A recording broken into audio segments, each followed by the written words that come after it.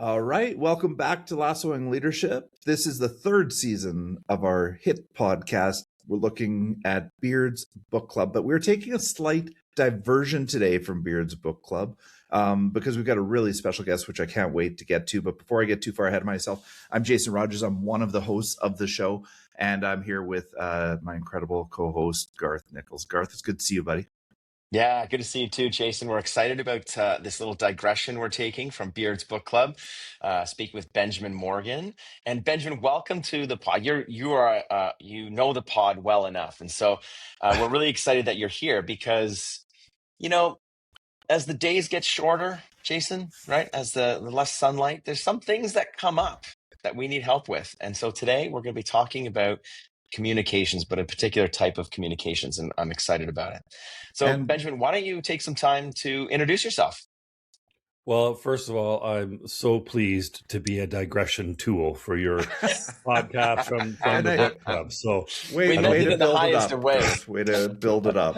I think I'll add that to my credentials, a digression tool. So yeah, thanks very much, guys. What a treat to be a part of your podcast and certainly talking leadership. So my name's Ben Morgan, based in Calgary, Alberta. And I am a senior fellow with an organization called the Center for Risk Communications that's based out of New York. It's under the leadership of one of the world leading authorities in crisis and risk communications, Dr. Vincent Covello. I am a senior fellow in his New York office, and I also champion Canadian support in organizations. And essentially, we help support organizations prepare for conversations or communications when they are communicating to an audience who is feeling high stress, high concern. So we use that language a lot.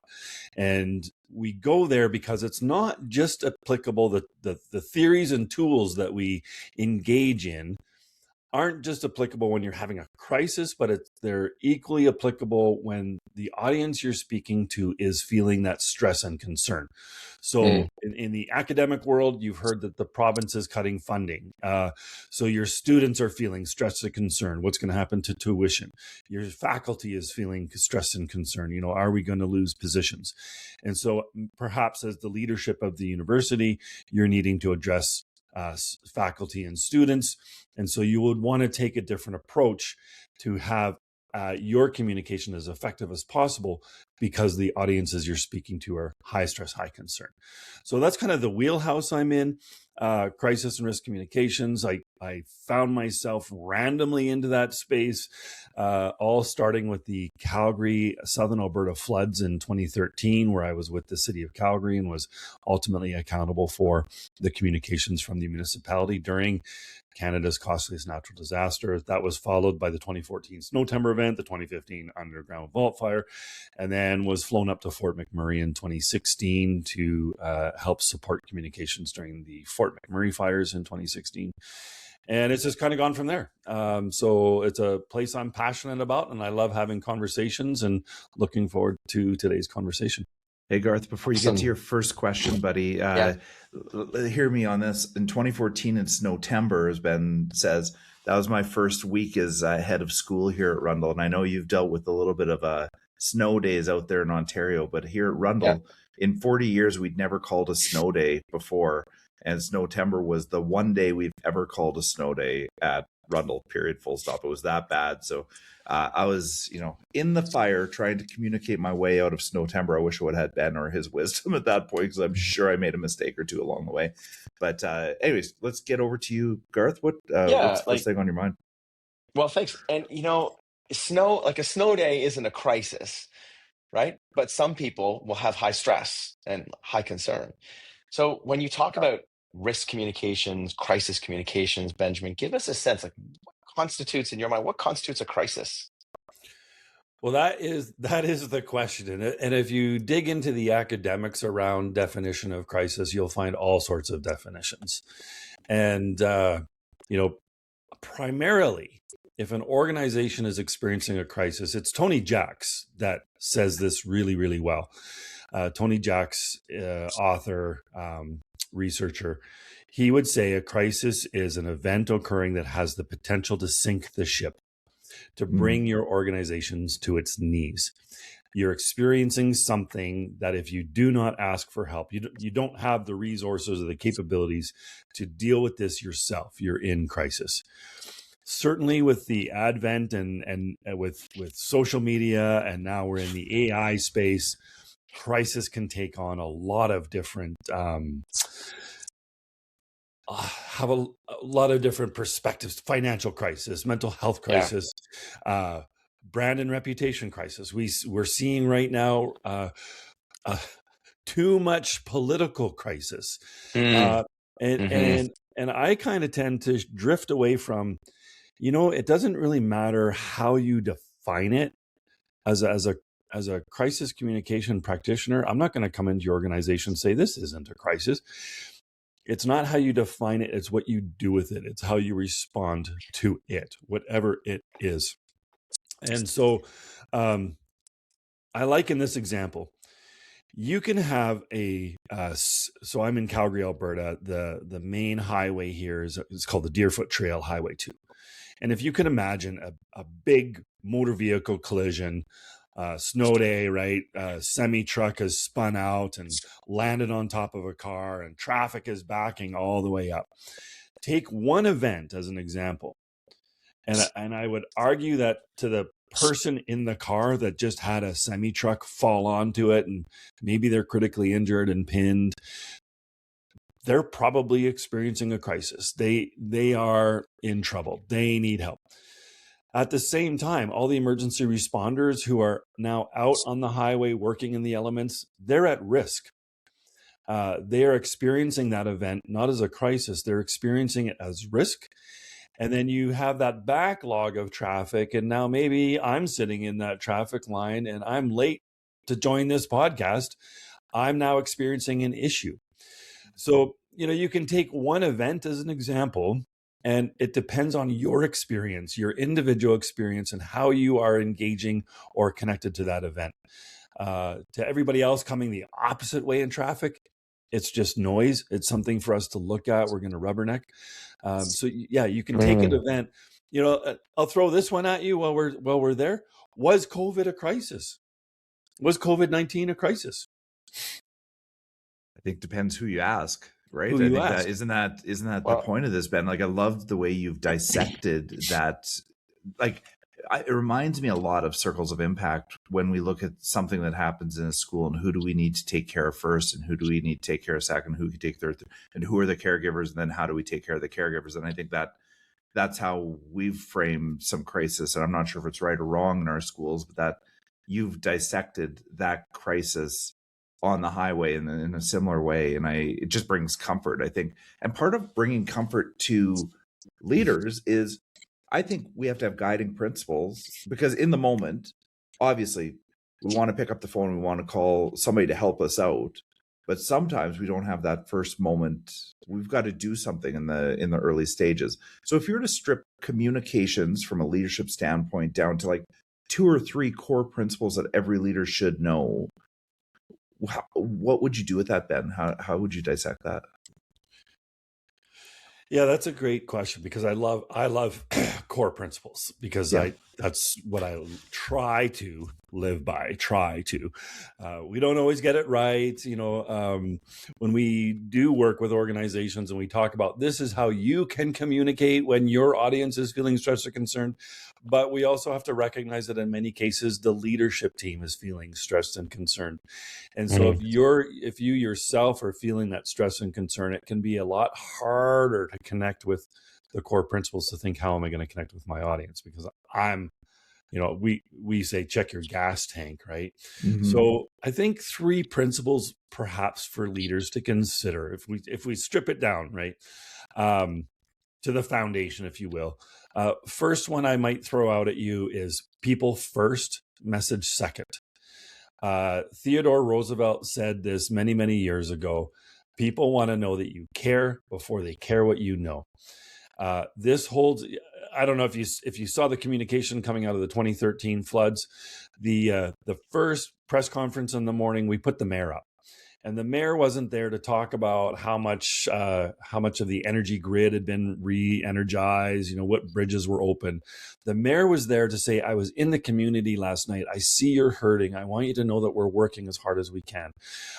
Right? He's the one that connects to, and this is a very important word, empathy. Mm-hmm. Empathy before information, especially when people are under stress. So that would be the first principle. People first, message second. I think also there's an opportunity to think about the notion of clarity is kindness. Whether you're in a school, a hospital, or a Fortune 500 company, your message has to be clear, concise, and repeated. Confusion can breed fear. Clarity can help build trust. Trust and empathy are incredibly important in communications to an audience that's feeling that stress and concern. And then building on number 2, repetition builds clarity.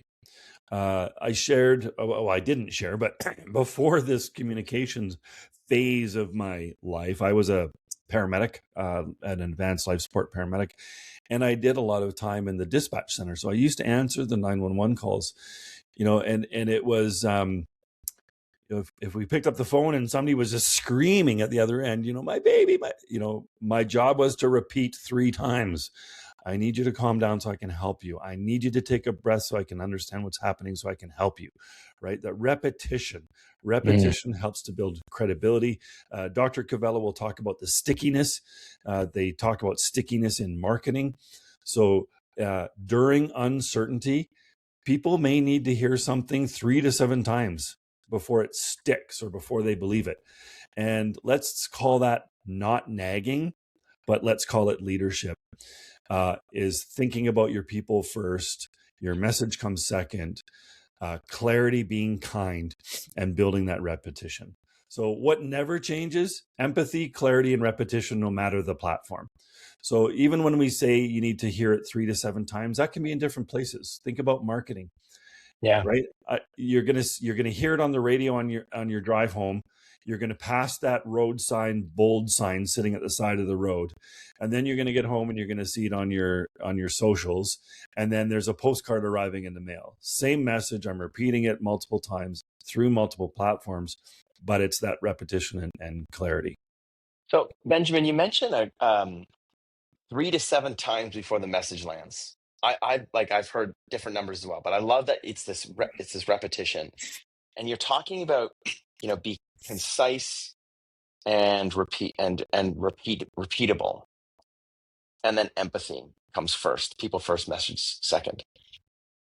I want your feedback on this. If I am in a crisis and I don't know, there's a lot of ambiguity and complexity, and I don't know all of the facts. 2 questions: how long do I have before I lose control of the narrative? And what's the first thing I should do? I assume the first thing I should do is empathy, but is it okay to say we don't have all the facts, but we know you're hurting? We don't have all the facts. We know you're concerned, as are we. Give us a rundown of that. Yeah. So I love that. And I'm going to challenge you a little bit because you're very, very close. Okay. So number 1, how long do you have? Do you have any idea when the first public conversation about the Boston Marathon bombing started? When did the public discourse around the Boston Marathon bombing start? I have no idea. I'm going to hazard a guess and say it was almost immediate. Yeah. The first publicly available tweet was a picture of smoke rising from a backpack. It took authorities somewhere between 3 and 5 hours to be a part of that conversation because at that time, we were still hung up on this notion that as the authority, we can't say anything until we know. We can't say anything until it's verified. We flipped that on its head a little bit during the Calgary floods, and we found there's difference between information and communication, right? The bridge is gone, the bridge is gone. That's information. Communication has got all these little pieces and subtleties to it. So you're absolutely right. You want to be a part of that conversation as soon as you can, even if that's saying, hey, we know something is happening. We don't have all the details yet, but we're committed to keeping you informed. Right? Something as simple as that. That could be a social post or a all hail bulletin or whatever. Yeah. In your example, though, and this is I'm a little bit of an outlier in this world a little bit. You said we know you're scared. We know you're right. You don't know. And I see so many leaders come to the podium and they'll say, "This has been a very difficult time for everybody in our community." Well, no, right? Maybe we started at the top talking about how people will experience an event in different ways. So if you're a leader and you're telling me that this is a difficult day, maybe I wasn't having a difficult day until you told me that I was supposed to be having a difficult day. Yeah. So as a leader, don't make assumptions on what people, and you can fix that by saying, we think that many of you may be struggling with this, or we know that many people in our community have had a hard time with the feelings that they have about this, but we can't make assumptions and blanket statements. And I'll go back to my paramedic days. When I would have a paramedic student and they would go to start a intravenous, a little needle in the hand, more often than not, they would say, "This is just going to hurt for a minute." And I would say afterwards, I'm like, "Why did you tell them it was going to hurt?" "Well, because I need to talk to them. I need to make sure they know what's happening." I said, "Yeah, so tell them you need to start an intravenous because you're going to give them some medicine. If it hurts, it hurts. If it doesn't, it doesn't." But you as the professional standing over somebody who's vulnerable and you're telling them this is going to hurt, what is their experience? Yeah. Well, more likely it's going to hurt. So I would avoid making assumptions, avoid making blanket statements. When I do my presentations, I use a lot of language like likely. I try to avoid using statements that are absolute in nature, guarantee, ensure. We will do this to ensure this never happens again.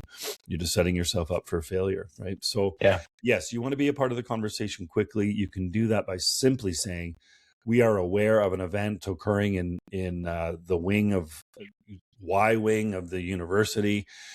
We don't have all the answers yet. We're committed to.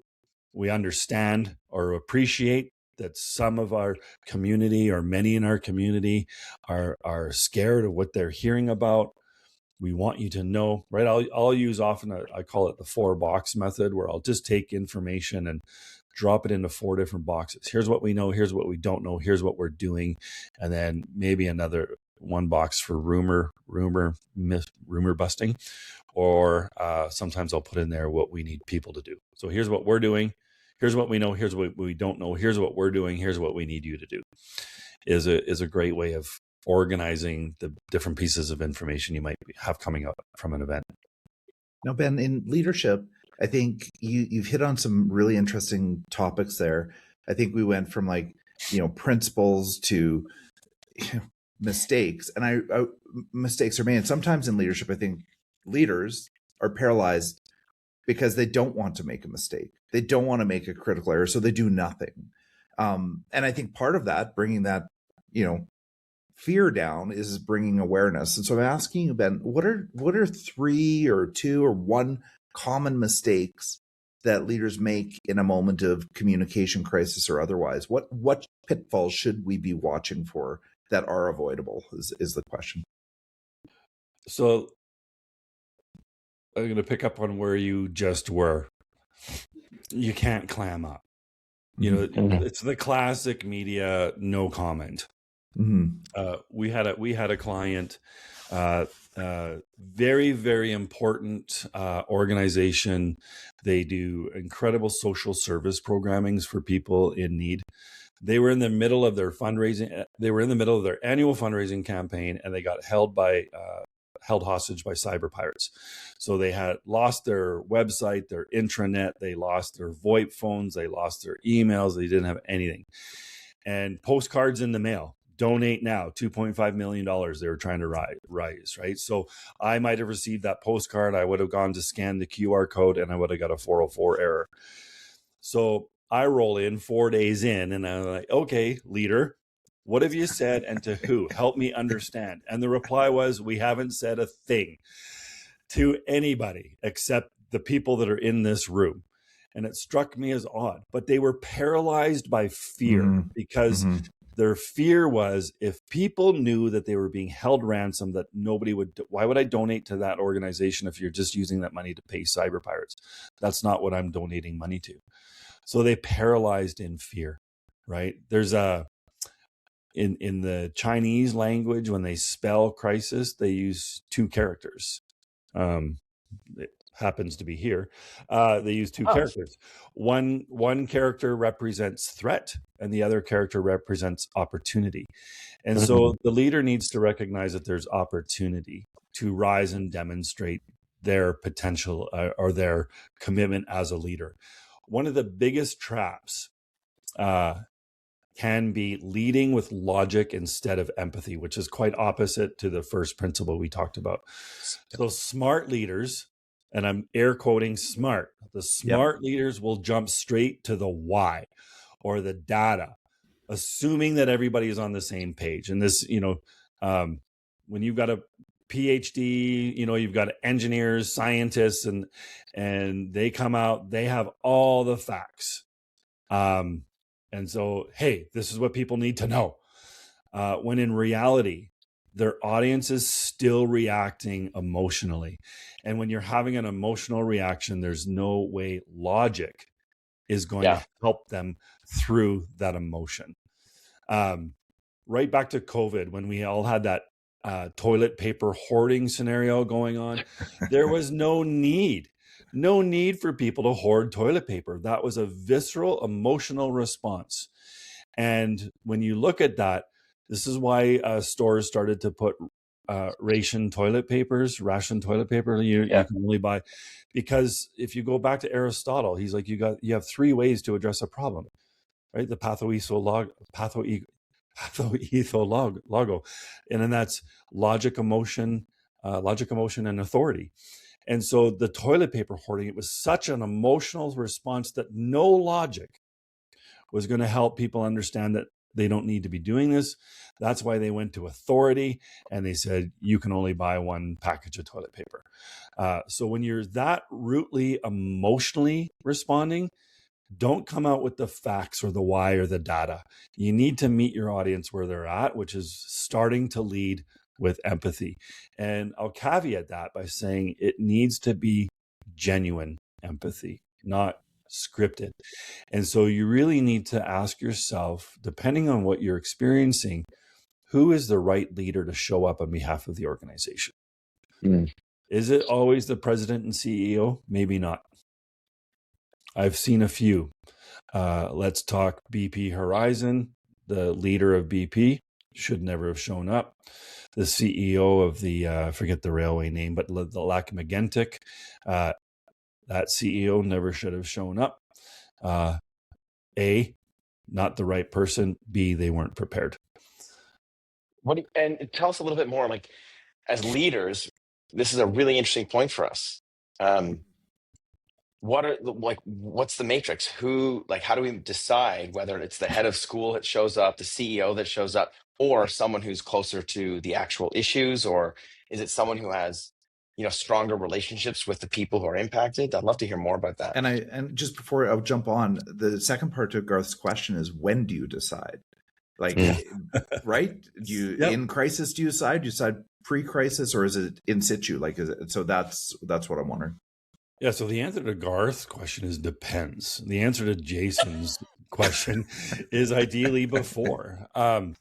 And we've built matrices, and I'll give you an example. I won't name the municipality, but there was a municipality that was really having a power struggle between the mayor and the city manager, and that was the power struggle between the public communications. So mayor thought the mayor should have more airtime. The city manager thought the city manager should be having more airtime.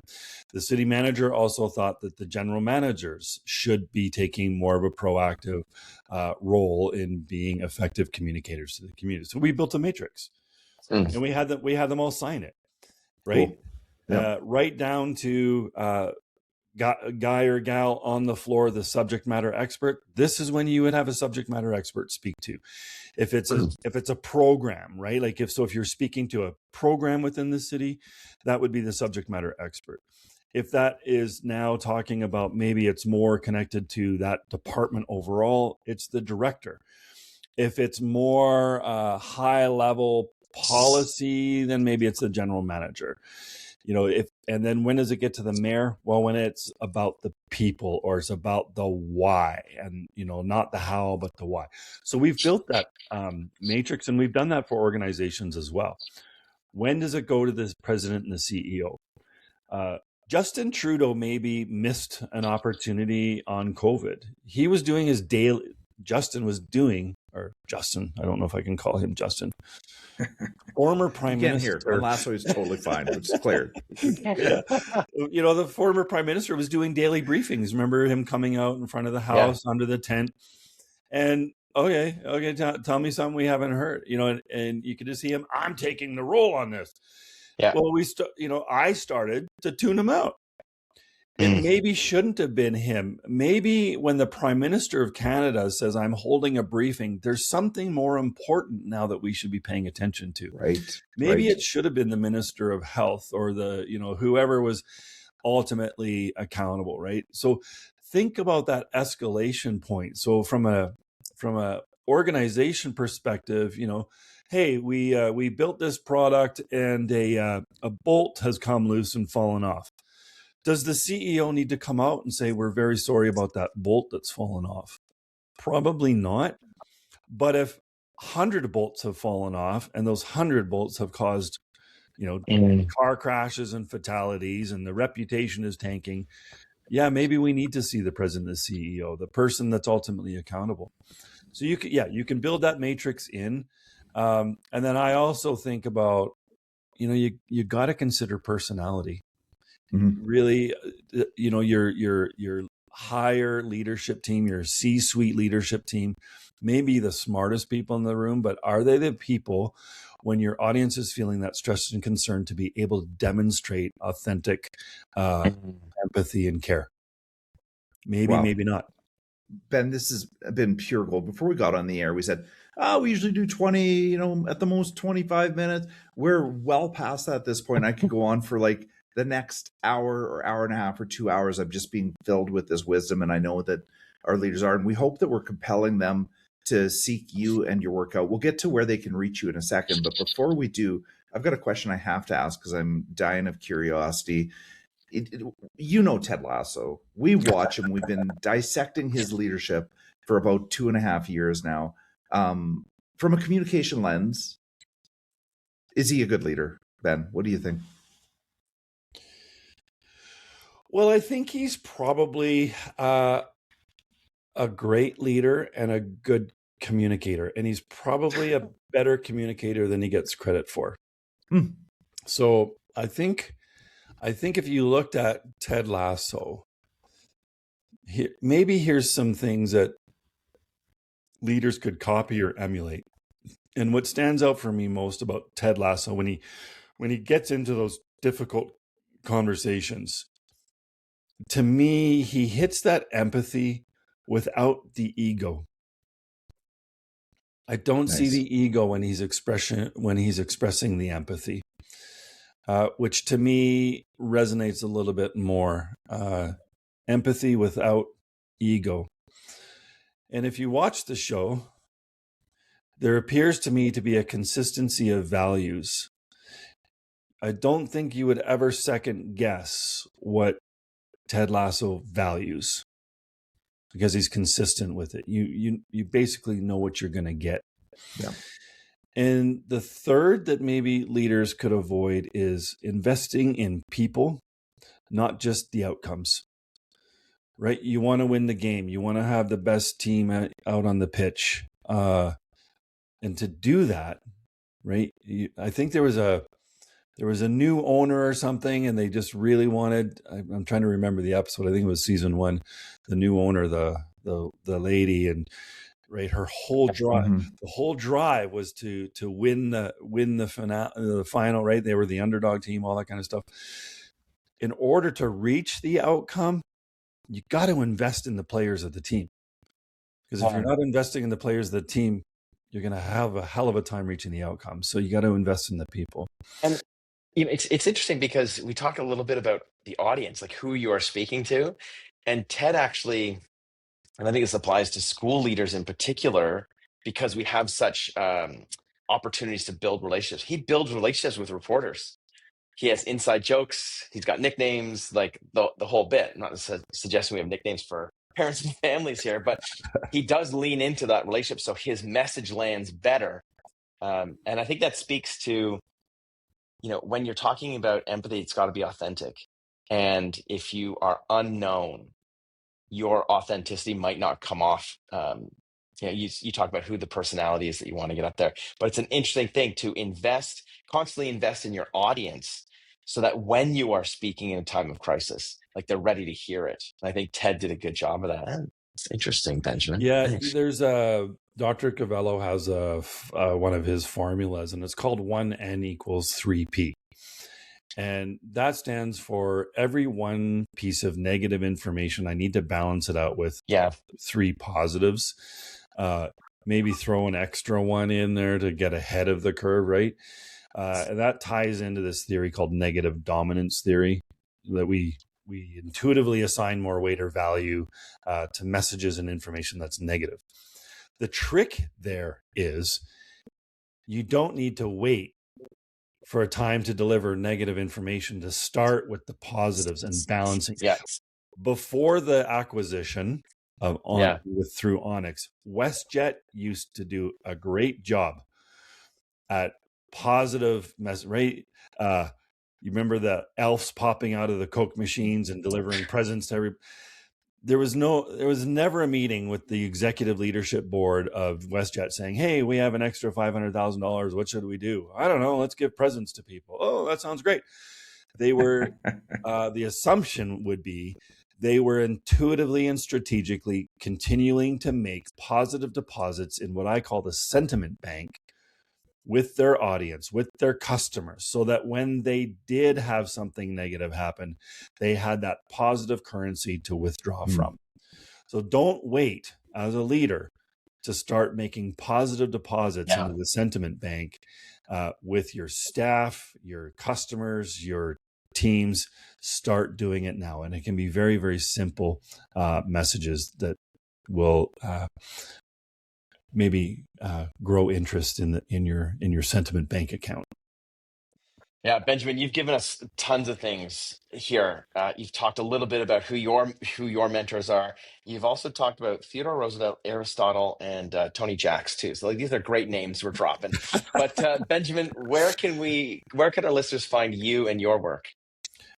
Love having these types of conversations. So obviously I'm on LinkedIn, Benjamin Morgan, and you can find us at the Center for Risk Communication.ca. Nice. Okay. And Benjamin, this exceeded all expectations. You have a communication expert and you hope it's going to be great. And this was beyond. I hope this is just the start of the conversation for leaders across Canada and North America who are listening to this podcast, and they know that they can reach out to you and your organization. I think sometimes as leaders, we don't reach out soon enough. And I really encourage people to reach out. If you think you need to reach out and get support, you should already be reaching out and getting support. And I can attest the fact that Ben and his work is one of the places you can reach out to. So that's a wrap on today's episode. We look forward to hearing your feedback. Please let us know what you thought. Garth, I can't wait to read your notes on this topic. And So Ben, good. if you could do us the honor and take us home, we'd appreciate that. Thanks very much for having me and for the great conversation. And with that said, until next time, keep on leading, the Lasso way. You got it, Ben. Oh, nice one, Benjamin. All right. Thanks, everybody. Good to see you, Jason. Thanks, Benjamin. Take care, everyone.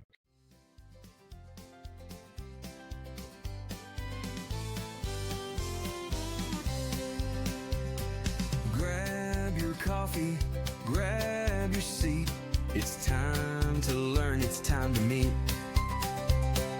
Garth and Jason setting the tone. Leadership lessons to take back home. Lassoing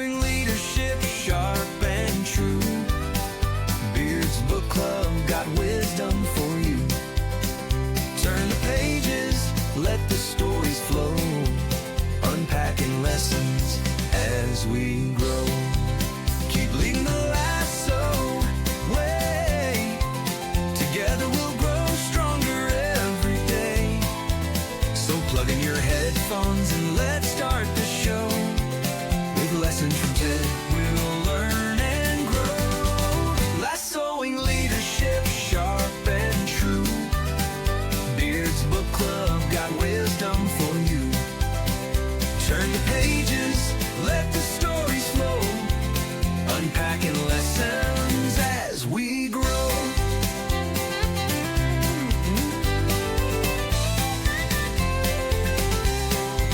Keep leading the lasso way. Together we'll grow stronger every day.